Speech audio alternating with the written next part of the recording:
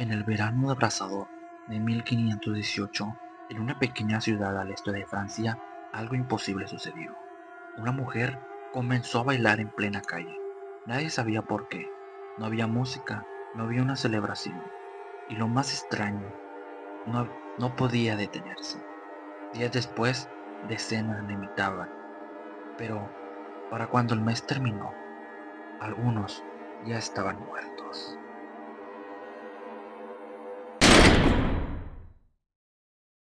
Hola amigos, ¿cómo están? El día de hoy hablaremos sobre un tema sumamente interesante y perturbador. Hablaremos hoy sobre tres epidemias que ni la ciencia ha podido explicar. Comenzaremos con una sumamente interesante y más que nada perturbadora. Hablaremos sobre la epidemia de baile de 1518. Comencemos con lo más importante, lo más interesante que vendrían siendo los hechos.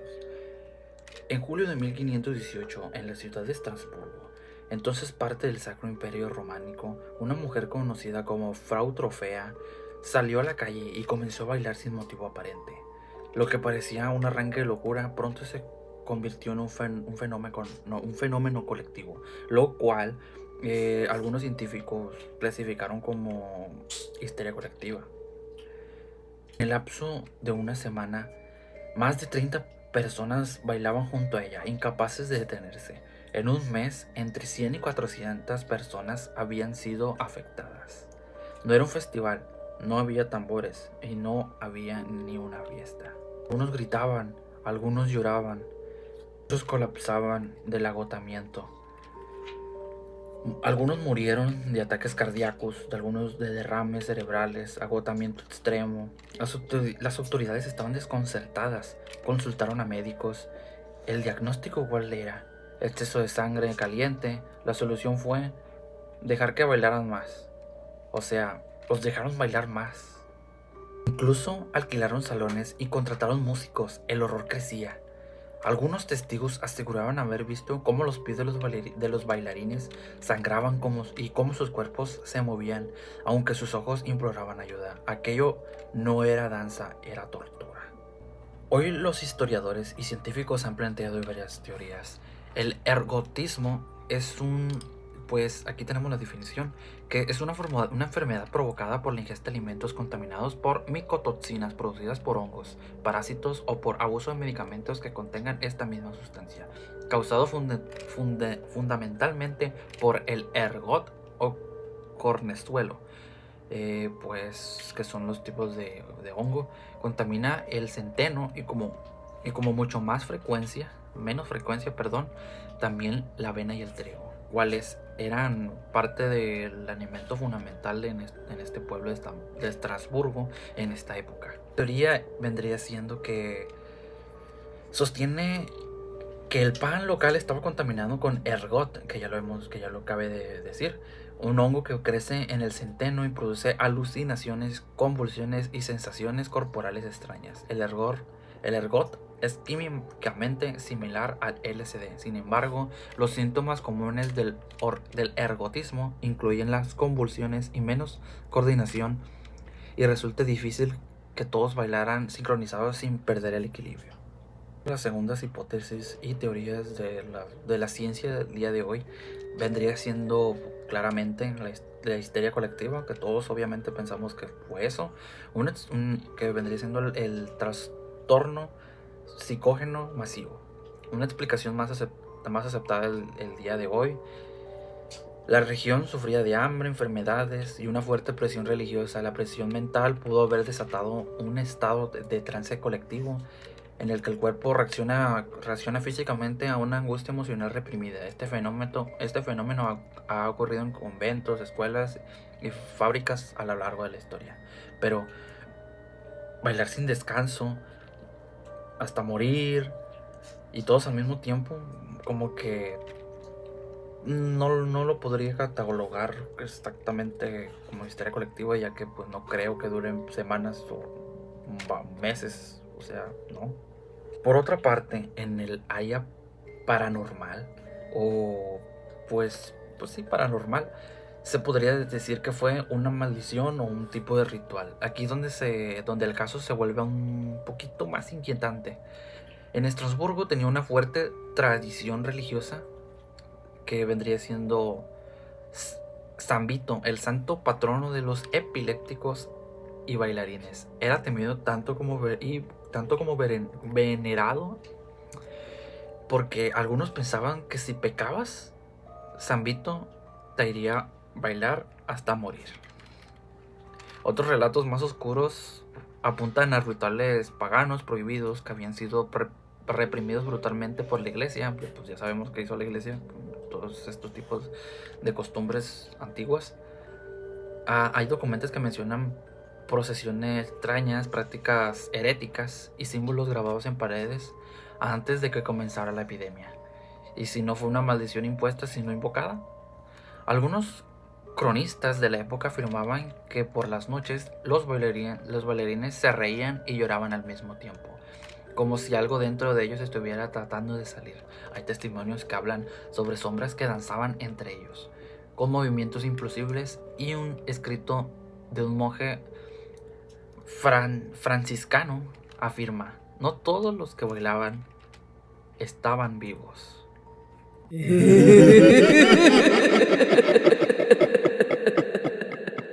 No sabemos si fue histeria colectiva, brujería o venganza de lo divino, pero la idea de perder el control de tu cuerpo, de tu mente, hasta caer muerto por una fuerza invisible, es algo que ni el tiempo ha podido explicar del todo.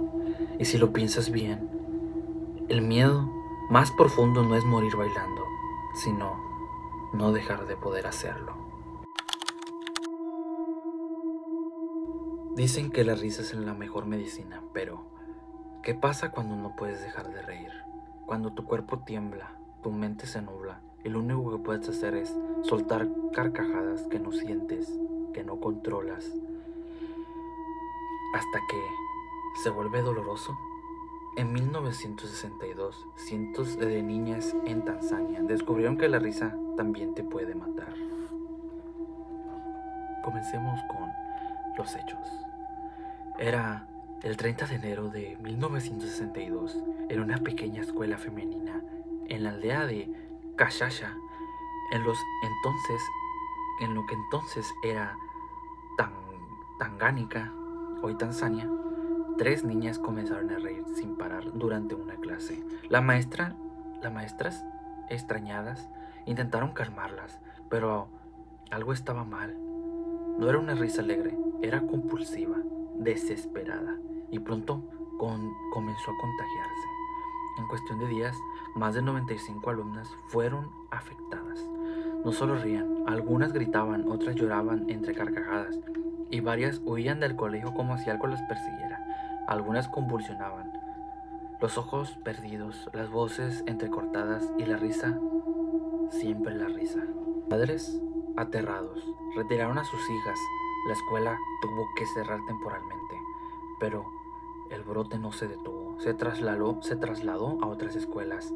Más de 14 instituciones fueron afectadas en los meses siguientes, y el fenómeno se extendió hasta 1963. En total se estiman más de 1000 personas contagiadas, en su mayoría niñas y adolescentes, pero también algunos adultos.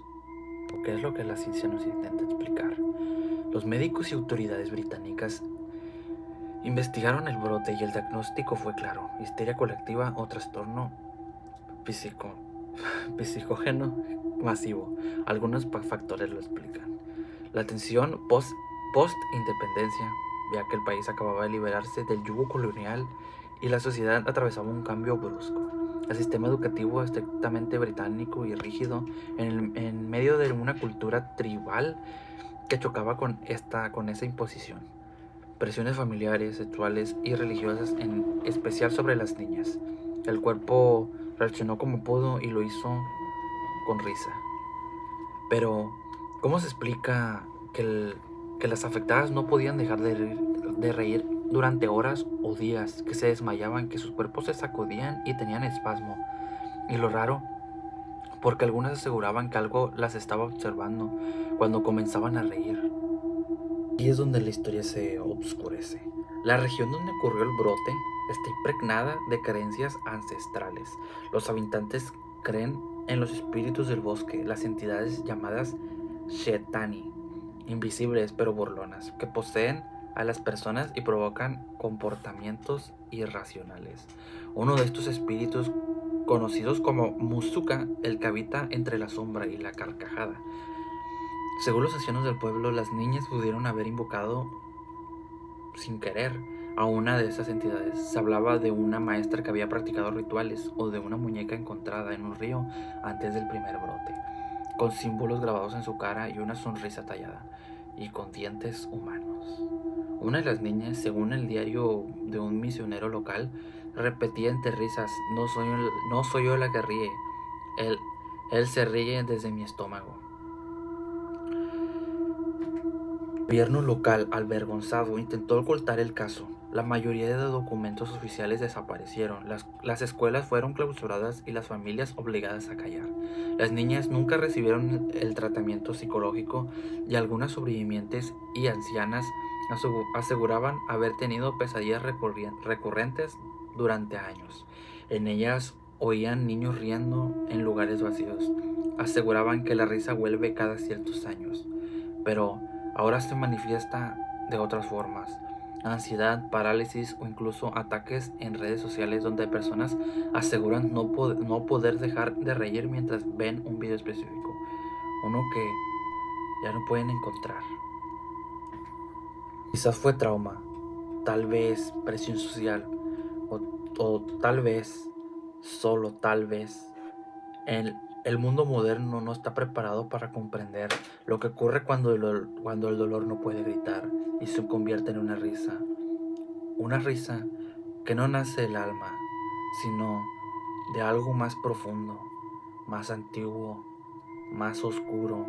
Así que esta noche, si escuchas a alguien reír cuando nadie ha contado un chiste, ten cuidado, no es siempre por alegría. Por último, hablaremos sobre algo que es más reciente, por lo tanto más perturbador, ya que ¿cómo es posible que algo tan reciente, ya con el conocimiento que tenemos actualmente, tengamos aún casos como estos que no tengan una explicación aún? Ahora hablaremos sobre la epidemia de la enfermedad del sueño de Kalachi, o también conocido como el pueblo dormido. Hablaremos sobre qué pasó entre 2013 y 2015 en el remoto pueblo de Kalachi, Kazajistán. Decenas de personas comenzaron a quedarse dormidas de forma repentina. Podían estar caminando, cocinando o incluso manejando, y de pronto caían en un sueño profundo. A veces dormían durante horas, otras hasta 6 días seguidos. Lo más perturbador es que cuando despertaban no recordaban nada. Algunos tenían alucinaciones, veían insectos, voces, sombras, sentían presencias en sus camas. Varios reportaron comportamientos agresivos y uno incluso intentó estrangular a su esposa mientras dormía, sin recordarlo después. Lo inexplicable es que más de 160 personas fueron afectadas en una aldea de menos de 700 habitantes. Las víctimas no tenían enfermedades previas, no había patrones claros, porque ya que las víctimas eran ancianos, niños, hombres y mujeres, todos eran vulnerables. Algunos de los que despertaban desarrollaban daño cerebral leve, pérdida de memoria a largo plazo e incluso cambios de personalidad. Médicos y científicos no encontraban toxinas, ni virus, ni venenos. Una de las explicaciones científicas es que el gobierno kazajo culpó a una antigua mina de uranio abandonada cerca del pueblo. Afirmaron que tenía emisiones de gases que causaban hipoxia, que vendría siendo la falta de oxígeno. Pero los niveles de radiación en el pueblo estaban dentro de lo normal. No todos los que vivían cerca de la mina fueron afectados, o otros pueblos cercanos, igual expuestos, nunca reportaron nada parecido. ¿Cuál vendría siendo el lado oscuro o relacionado con lo paranormal de este caso? Aquí es donde entra el horror. Teorías conspirativas aseguran que Kalachi fue usado como un campo de prueba para un arma neurológica secreta capaz de alterar el sueño, los pensamientos e incluso controlar los comportamientos. Hay habitantes que aseguran que antes de cada brote se oían cantos lejanos, como de un coro antiguo o el zumbido grave de una máquina bajo la tierra. En una entrevista, una mujer afirmó haber visto una sombra grande agacharse junto a su cama mientras su hijo dormía, y después él cayó dormido por 3 días. Algunos creían que la tierra misma estaba poseída y que los antiguos mineros habían muerto y nunca se habían ido.